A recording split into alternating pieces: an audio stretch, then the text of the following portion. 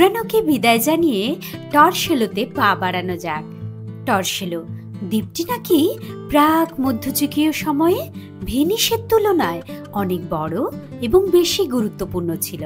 নমস্কার, আমি অদিতি। আমাদের চ্যানেল সাথে চলোতে আপনাদের সবাইকে অনেক অনেক স্বাগত। আশা করি আপনারা ভালো আছেন, সুস্থ আছেন।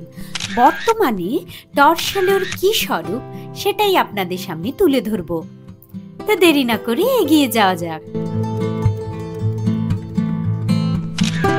ভেনিসের অন্যতম দ্বীপ টরসেলো আজ প্রাচীন ঐতিহ্যের ধ্বংসাবশেষ মাত্র। মধ্যযুগীয় সময়ে এটি ভেনিসের তুলনায় অনেক বেশি শক্তিশালী বাণিজ্য কেন্দ্র ছিল। আজ শুধুই লবণাক্ত জলাভূমি।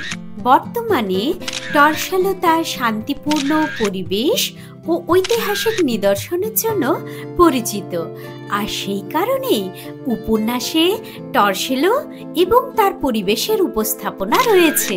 শুধু তাই নয়, ড্যাফনে ডু মারিয়ারের ছোট গল্প ডোন্ট লুক নাও এর পটভূমিও কিন্তু টরসেলোই।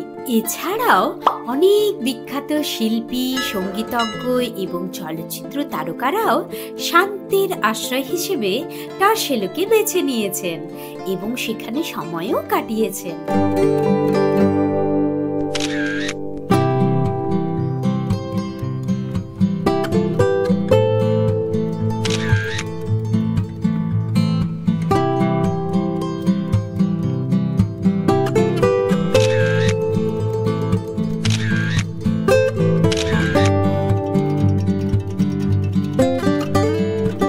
এখানে আপনারা সান্তা মারিয়া আসুন্তার ক্যাথেড্রাল এবং সান্তা ফস্কার চার্চ দেখতে পাবেন, যা 7ম শতাব্দীতে নির্মিত।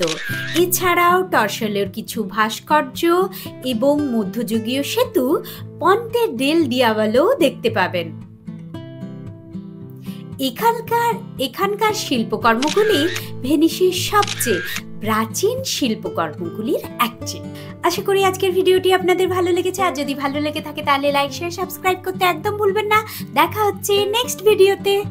Keep supporting and keep enjoying.